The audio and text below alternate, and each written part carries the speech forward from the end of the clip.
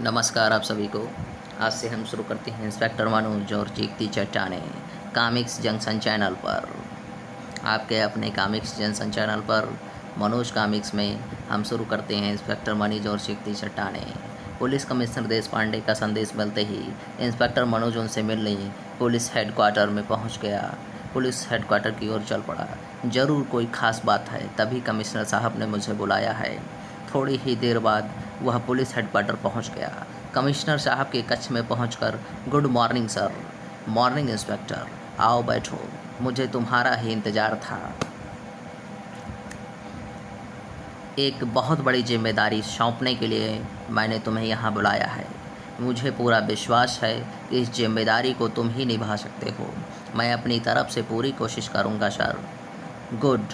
कल central jail से राधेश्याम नाम का एक कैदी 10 साल की सज़ा काटने के बाद रिहा हो रहा है।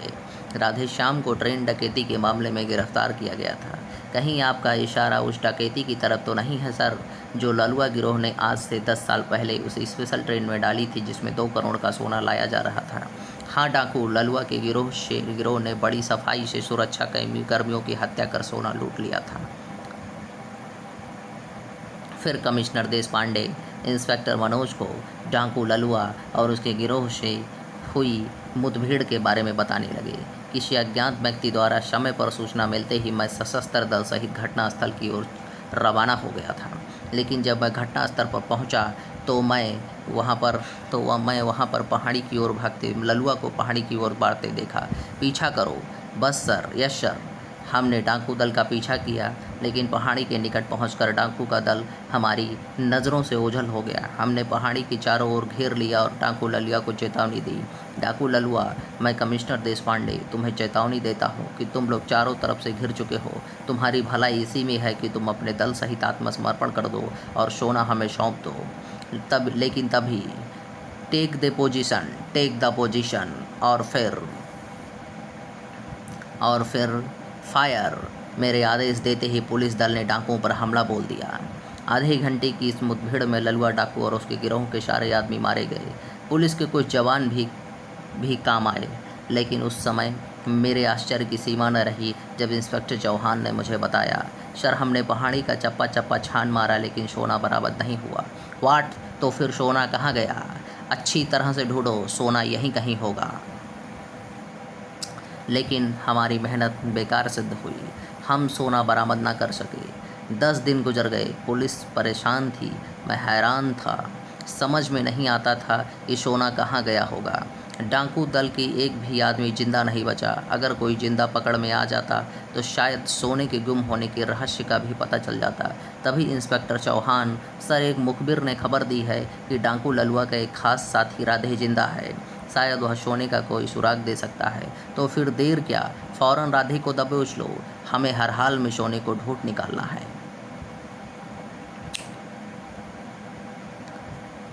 और मुखबिर की निशानदेही पर इंस्पेक्टर चौहान ने राधेश्याम को गिरफ्तार कर लिया। उससे पूछताछ की गई, लेकिन मैं कितनी बार कह चुका हूँ इंस्पेक्टर कि मैं डकैती में शामिल नहीं था। मुझे सोने के बारे में कुछ नहीं मालूम। हमें बेवकूफ़ बनाने की कोशिश मत करना। हरामजादे, बता सोना कहाँ है। और फिर मैं सच कह रहा हूँ, मुझे कुछ नहीं मालूम। यह ऐसे नहीं बताएगा चौहान, इसकी ज़रा अच्छी तरह खातिरदारी करो। Yes sir. और फिर बोल हरामजादे, वरना हड्डी पसली तोड़ दूंगा।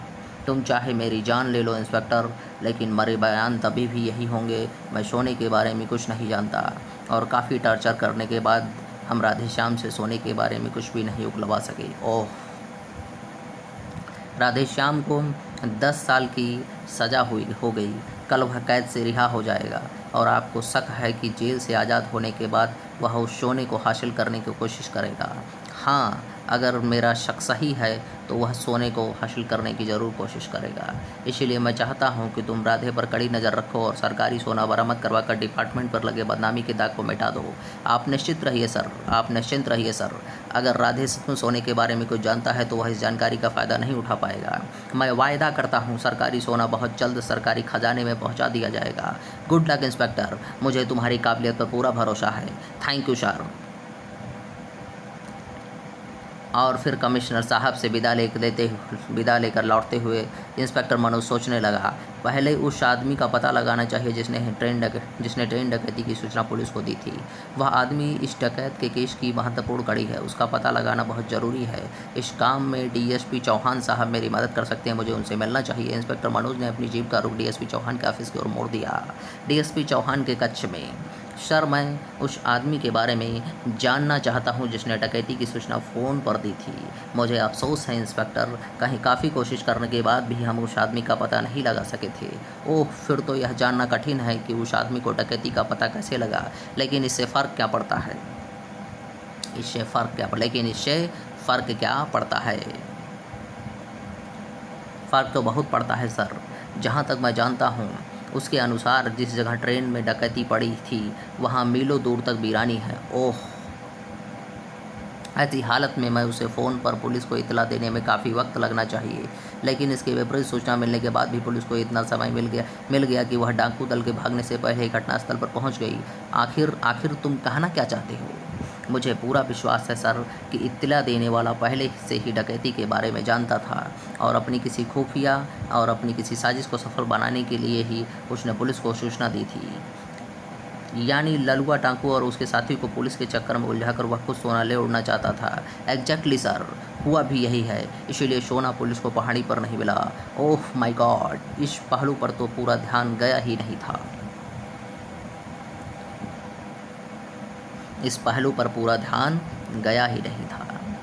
फिर चौहान साहब कुछ सोचकर बोले, तुम्हारे कहने के मुताबिक इतला देने वाला ललुआ डाकू का ही कोई साथी होना चाहिए। फिर तो वह राधे ही रहा होगा। हो भी सकता है और नहीं भी। बहरहाल मैं किसी भी संभावना को नज़रअंदाज नहीं करना चाहता, इसीलिए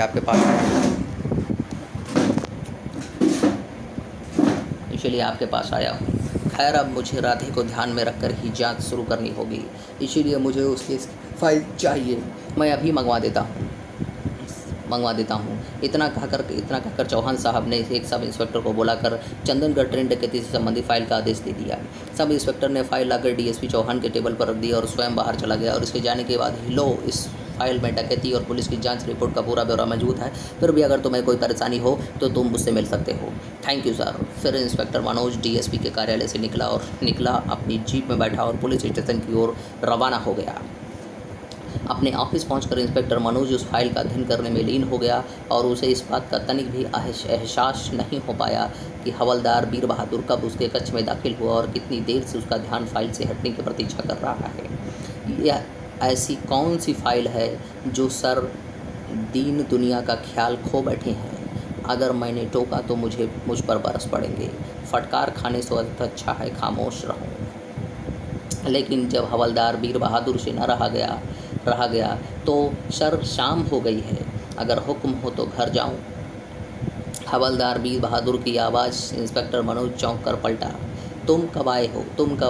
तुम?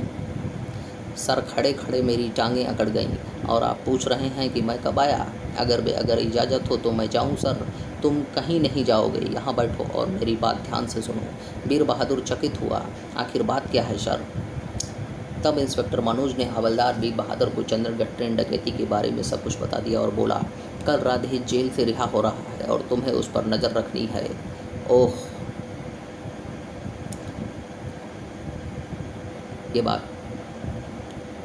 कल सुबह तुम हुलिया बदल कर जेल के बाहर रहकर राधे के बाहर आने का इंतज़ार करोगे और फिर राधे के बाहर आते ही तुम साए की तरह उसके पीछे लग जाओगे।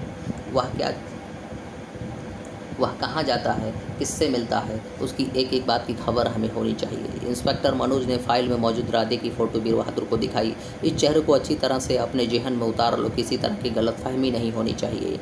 आप निश्चिंत रहिए सर, मैं जहन्नुम तक कभी उस शख्स का पीछा नहीं छोड़ूंगा। अगले दिन हवलदार वीर बहादुर कैदियों की रिहाई के वक्त के बहुत पहले से ही फ़कीर का भेष बनाकर जेल के सामने पहुंच गया और अपनी काबिलियत के मुताबिक वह फ़कीर होने का ज़बरदस्त अभिनय करने लगा। पापी पेट का सेंट्रल जेल, पापी पेट का सवाल है बाबू, अल्लाह के नाम पर कुछ दे दे। पापी पेट का सवाल है बाबू, अल्लाह के नाम पर कुछ दे दे। लेकिन वह उस बात से बेखबर था कि कुछ दूरी पर पान की दुकान पर खड़ा एक आदमी उसे संदिग्ध नज़रों से घूर रहा था। आज यह फ़कीर यह कहाँ से आ गया? अल्लाह के नाम पर कुछ दे दे बाबू, तभी उस आदमी के मस्तिष्क में एक विचार कौंधा, कहीं यहाँ पुलिस का आदमी तो नहीं। अगले ही पल उस आदमी का संदेह विश्वास में बदल गया। बॉस का ख्याल सही निकला, यह पुलिस का ही आदमी है। राधे के बाहर आने से पहले ही मुझे इस रास्ते से हटा देना चाहिए। और फिर बहुत होशियार बनते हो साले, सारी होशियारी धरी रह जाएगी। पापी पेट का सवाल है बाबू। वह आदमी हवलदार के समीप आकर ठहर गया और इससे पहले कि हवलदार वीर बहादुर खतरे को भांप पाता, तुम्हें अपनी मौत का लाइसेंस नजर आ रहा होगा, इसलिए चालाकी दिखाने की गलती मत करना। ओह, यह मुसीबत कहाँ से आ टपकी। खामोशी से अपना कटोरा उठाओ और आगे बढ़ो। चलो जल्दी करो। चलता हूँ बाबू, खफा क्यों होते हो? तुम मुझ फकीर को कहाँ ले जा रहे हो? ज़्यादा बकवास की तो गोली मार दूंगा, चुपचाप चलते रहो। वह आदमी वीर बहादुर को थोड़ी दूर पर वृक्षों के झुरमुट में ले गया। यह तुम मुझसे कहाँ ले जा रहे हो बाबू? मैं तो फ़कीर हूँ, मेरे पास तुम्हें क्या मिलेगा? बकवास बंद कर पुलिस के कुत्ते, हमें धोखा देना इतना आसान नहीं है। उस आदमी के शब्द सुन वीर बहादुर को तेज झटका लगा। ओह, यह शायद राधे का साथी है और मेरी असलियत को भांप गया है। अब मुझे कुछ करना चाहिए, लेकिन इससे पहले कि हवलदार वीर बहादुर अपने बचाव का कोई प्रयास करता, सिर पर हुए शक्तिशाली प्रहार ने हवलदार वीर बहादुर को होश छीन लिए। चलो, यह कांटा तो रास्ते से हटा, लेकिन यह कौन है?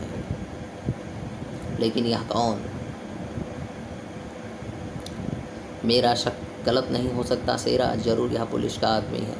कहते हुए वह झुका और एक ही एक्शन में उसने वीर बहादुर की नकली दाढ़ी और मूछ बालों को क्या उतार दिया। अचानक वीर बहादुर का असली चेहरा सामने आते, अरे यह तो हवलदार वीर बहादुर है, इंस्पेक्टर मनोज का खास चमचा। इसका मतलब इंस्पेक्टर मनोज भी राधे में दिलचस्पी ले रहा है। अगर इंस्पेक्टर मनोज को हमारी भनक भी मिल गई तो हमारी खैर नहीं। घबराओ नहीं, उससे बॉस खुद निपट लेंगे। बहरहाल तुम कार लेकर जेल के सामने पहुंचो, राधे किसी भी समय बाहर आ सकता है। ठीक है। और फिर वह दोनों अलग अलग दिशाओं में बढ़ चले। उधर ठीक 10:40 पर राधे जेल का छोटा दरवाज़ा पार करके जैसे ही बाहर आया, मुबारक हो राधे, हमें तुम्हें लिवा ले जाने के लिए भेजा गया है। कौन हो तुम? किसने भेजा है तुम्हें यहाँ? यहाँ खतरा है, पहले यहाँ से चलते हैं, रास्ते में हम तुम्हें सब बता देंगे। बिल्कुल नहीं, तुम्हारे साथ तो कतई नहीं, लेकिन राधे अपनी बात पूरी कर सकता उससे पहले ही, तो फिर मजबूरी है। अपनी खैरियत चाहते हो तो वहीं करो जो मैं कहता हूँ। तभी एक कार उनके समीप आकर रुकी। राधे ने विरोध किया, लेकिन चलो। अगले ही पल जब कार कुछ देर निकल आई, तुम लोग क्या चाहते हो और मुझसे क्या ले जा रहे हो? अपनी जुबान बंद रखो, समय आने पर तुम्हें सब कुछ मालूम हो जाएगा। अपने अपहरणकर्ताओं के बारे में बात सुन राधे ने तुरंत भांप लिया। हो ना हो सोने का राज जानने के लिए ही इन लोगों ने मेरा अपहरण किया है। यह तो वही मिसाल हुई कि आसमान से गिरे और खजूर में अटके। मुझे इनसे पीछा छुड़ाने के लिए कुछ करना चाहिए। अचानक राधे का दाहिना हाथ हरकत में आ गया और हुप, दूसरे ही पल फिर उससे पहले कि पहाड़ पर संभल पाते, सड़क पर गिरते ही राधे अब कालाबाजी खाता हुआ चला गया। और रोको। लेकिन कार के रुकने से पहले ही राधे समझ चुका था। उससे पहले अपहरणकर्ता कार से उतरकर उसके पीछे लपकते हुआ दूर तक फैले घने जंगलों में अपहरणकर्ताओं की नज़र से ओझल हो गया था। ओह, अब इसे ढूंढ पाना मुश्किल है। बकवास बंद करो शेरा। अगर राधे को हम बॉस के पास नहीं पहुंचा सके तो वह हमारी खाल उधेड़ देगा।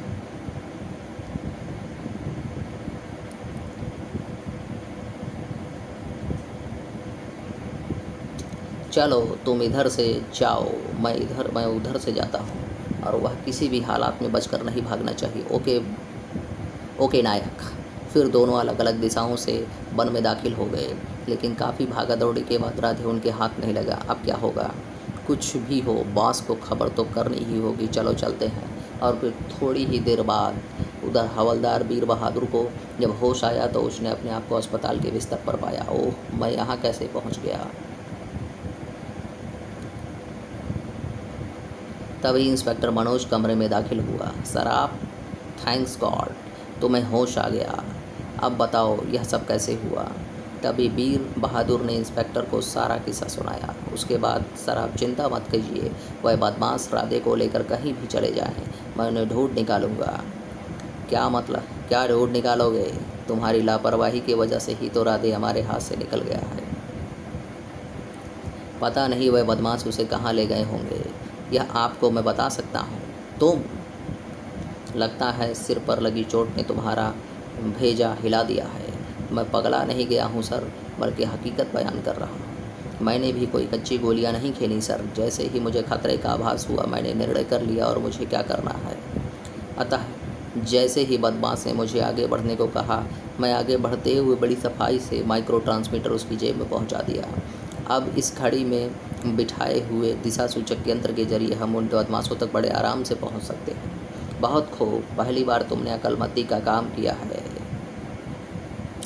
ही शट अप। Yes sir.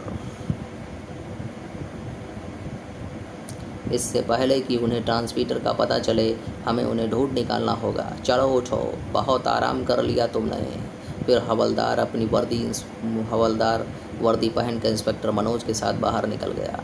थोड़ी देर बाद, सर सुई उत्तर दिशा की ओर इशारा कर रही है। अगले ही पल इंस्पेक्टर मनोज ने जीप का रुख दाहिनी ओर सड़क पर मोड़ दिया और फिर हवलदार दिशा बतलाता रहा और इंस्पेक्टर मनोज जीप ड्राइव करता रहा। अचानक इंस्पेक्टर चौंका। अरे यह तो चंदनगढ़ का रास्ता है। चंदनगढ़ 12 किलोमीटर। तो क्या वह बदमाश राधे को चंदनगढ़ किसी पहाड़ियों में ले गए हैं सर? शायद। मैं समझ गया सर। यही कि सोना चंदनगढ़ की पहाड़ियों में ही कहीं छुपा है, लेकिन वह कहाँ छुपा है यह सिर्फ राधे ही जानता है। इसलिए अपहरणकर्ताओं ने उसे वहाँ ले गए हैं। मुझे भी यही लगता है। देखना है कि कहीं चंदनगढ़ की पहाड़ियों की तरफ गए हैं या कहीं और। उधर अचानक चंदनगढ़ स्थिति सर रेस्टोरेंट के तहखाने में लगे शक्तिशाली ट्रांसमीटर ने अपने अज्ञात बॉस को अपनी असफलता की जानकारी दे रहा था। बॉस, हमने उसे बहुत ढूंढा, लेकिन वह न जाने कहाँ गायब हो गया। तुम 3 थे और वह अकेला, फिर भी वह तुम लोगों को चकमा दे गया। जानते हो, तुम्हारी इस बेवकूफ़ी की वजह से न केवल हम करोड़ों का नुकसान हुआ है, बल्कि पुलिस की ओर से भी खतरा पैदा हो गया है। हवलदार वीर बहादुर तुम्हारे सूरत देख चुका है और अब पुलिस तुम्हारी और सेरा की तलाश कर रही होगी, लेकिन पुलिस हम तक कभी नहीं पहुंच पाएगी बॉस। यह सोचना तुम्हारी बहुत बड़ी बेवकूफ़ी है नायक। मुझे अभी खबर मिली है कि इंस्पेक्टर मनोज हवलदार वीर बहादुर के साथ चंदनगढ़ की सीमा में दाखिल हो चुका है। यह कैसे हो सकता है बॉस? इसे कैसे पता चला कि हम चंदनगढ़ में हैं? बातों में समय बर्बाद ना करो। इससे पहले कि इंस्पेक्टर मनोज तुम लोगों तक पहुँचे और तुम लोग दूसरा रास्ता पकड़कर चंदनगढ़ की सीमा को पार कर जाओ। Yes boss. कहने के साथ ही नायक ने संबंध विच्छेद कर दिया और अपने साथियों के साथ ऊपर जाने वाली सीढ़ी की तरफ चल पड़ा। लेकिन जैसे ही अपने साथियों के साथ रेस्टोरेंट से बाहर आया, शर्वो रहे बदमाश। अरे यह तो यहाँ पहुँचा। और इससे पहले कि पुलिस जीप उसके निकट पहुँचती, वह कार में बैठ गए और आओ जल्दी आओ। भागकर कहाँ जाओगे बच्चू? इंस्पेक्टर मनोज ने अपनी जीप कार के पीछे लगा दी। सर, इन बदमाशों के साथ राधे नज़र नहीं आया। इनके पकड़ में आते ही राधे का पता भी चल जाएगा। तभी इंस्पेक्टर मनोज की बात खत्म हुई थी कि तभी धड़ाम धूम। Oh my God. Inspector Manoj ने बड़ी फुर्ती से ब्रेक लगाते हुए जीप रोक दी। शायद कार में टाइम बम फिट कर दिया गया था। फिर तो यह काम उसी समय हुआ होगा जब ये बदमाश रेस्टोरेंट के अंदर थे। मतलब उस रेस्टोरेंट में मुजरिमों का कोई आदमी ज़रूर मौजूद था। मुझे उसे सामने लाने का कोई उपाय करना चाहिए। यह काम तो यहाँ के पुलिस निपटा लेगी। हमें स्टार रेस्टोरेंट में जाकर इन बदमाशों के बारे में पूछताछ करनी चाहिए। Yes sir.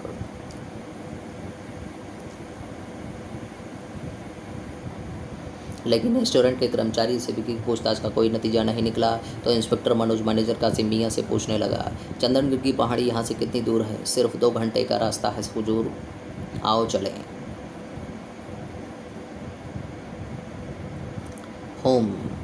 थोड़ी देर बाद। अब हम कहाँ जा रहे हैं सर? हम चंदनगढ़ की पहाड़ियों की तरफ जा रहे हैं। मैं एक बार उस पहाड़ी का मुआयना करना चाहता हूँ। परंतु जीप चंदनगढ़ की आबादी वाला इलाका पार कर जैसे ही बीराने में पहुंची, इंजन बंद हो गया। इंस्पेक्टर मनोज ने काफ़ी कोशिश की लेकिन जीप स्टार्ट नहीं हुआ। तभी उसने जीप में से उतर कर इंजन चेक किया। इंजन में तो कोई खराबी नज़र नहीं आती, फिर जीप स्टार्ट क्यों नहीं हो रही? तभी सर टंकी में लीकेज है, शायद पेट्रोल ख़त्म हो गया। ओह,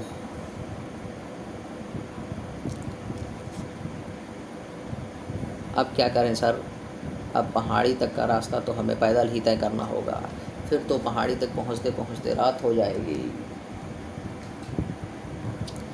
कुछ भी हो, पहाड़ी का मुआयना किए बगैर हम वापस नहीं लौटूंगा। तब हवलदार जीप से टार्च निकालकर आगे बढ़ चला। पैदल रास्ता तय करते हुए जब वह पहाड़ी पर पहुंचे तो रात हो चुकी थी। यहाँ तो अंधेरा और वीरान चट्टानों के सिवा कुछ नज़र नहीं आ रहा है सर। पर अब जब आ ही गए हैं तो एक राउंड अप लगा ही लेते हैं। तभी आह, हाय हाय, आह, हूँ, ओह, ये चीख पुकार की आवाज़ें कहाँ से आ रही हैं? चट्टानें चीख रही हैं सर। लगता है ललुआ डाकू और इसके गिरोह के आदमियों की आत्माएं यहाँ भटक रही हैं। खामोश। और फिर रिवॉल्वर निकालकर मनोज एक और बढ़ गया। चुपचाप मेरे पीछे आओ। जिंदा छोड़ दीजिए सर, प्रेतों को नाराज़ करना ठीक नहीं है। जिद छोड़ दीजिए सर, प्रेतों को नाराज़ करना ठीक नहीं है। तभी ओ देखिए सर, भूत। दहशत के कारण टार्च उसकी छूट गई, चट्टानों से टकराई और अंधकार में खो गई। लेकिन मनोज के पलटने से पहले ही वहाँ आकृतियाँ गायब हो चुकी थी। कहाँ है भूत? तभी तो सामने ही थे, पता नहीं कहाँ गए, गायब हो गए। कोई भूत है, यह सब तुम्हारे मन का वहम है। तुम पर डर का कहते कहते इंस्पेक्टर मनोज चौंक उठा। ओह, तो ये भूत! भाग लीजिए सर, भाग चलिए सर, वरना ये हमारी कब्र भी यही बना देंगे। परंतु इंस्पेक्टर मनोज ऐसे भूतों से डरने वाला नहीं था। हाल्ट, रुक जाओ, वरना गोली मार दूंगा। लेकिन ओह, वह आकृतियाँ कहाँ गायब हो गईं? यह प्रेत लीला है सर, इनसे उलझना ठीक नहीं। तुम यहीं ठहरो, मैं देखता हूँ। इतना कहकर इंस्पेक्टर मनोज उस विशाल चट्टान की तरफ चल पड़ा जिसके पीछे से वह सफ़ेद आकृतियाँ प्रकट हुई थीं। रुक जाइए सर, कहीं जान जोखिम में डालिए। रुक जाइए सर, क्यों जान जोखिम में डाल रहे हैं? लेकिन मनोज नहीं रुका। वह दृढ़ कदमों से चलता हुआ जैसे ही विशाल चट्टानों के पीछे पहुंचा, ठाक, आह! इंस्पेक्टर मनोज की चीख सुन, सर। लेकिन अरे, यहाँ तो कोई नहीं है। आखिर साहब गायब कहाँ हो गए? कहीं वह प्रेतों के चंगुल में तो नहीं फंस गए? तभी चट्टान एक बार फिर चीख उठी, हाय हाय, आह, हे भगवान, अब क्या करूं? और तभी अचानक हवलदार वीर बहादुर के शरीर को धक्का लगा और वह अपना संतुलन खो बैठा। अगले ही पल वह तेजी से नीचे की ओर लुढ़कता चला गया। चीखती चट्टानों का क्या रहस्य था? क्या इंस्पेक्टर मनोज प्रेतों के चंगुल से छुटकारा पा सका? 2 करोड़ का सोना कहाँ गायब हो गया था? क्या राधे जानता था कि सोना कहाँ है? वह अज्ञात आदमी कौन था जिसने पुलिस को ट्रेन डकैती की सूचना दी थी? अगला पॉइंट, क्या इंस्पेक्टर मनोज सोना बरामद कर सका? नेक्स्ट पॉइंट, राधे का अपहरण करने वाला अज्ञात बॉस कौन था? इन अनगिनत सवालों के साथ जवाब जानने के लिए रहस्य, रोमांच और इन्वेस्टिगेशन से भरपूर चित्रकथा पढ़ें। इंस्पेक्टर मनोज और पैगाम एक लाश का। यही आपकी कहानी।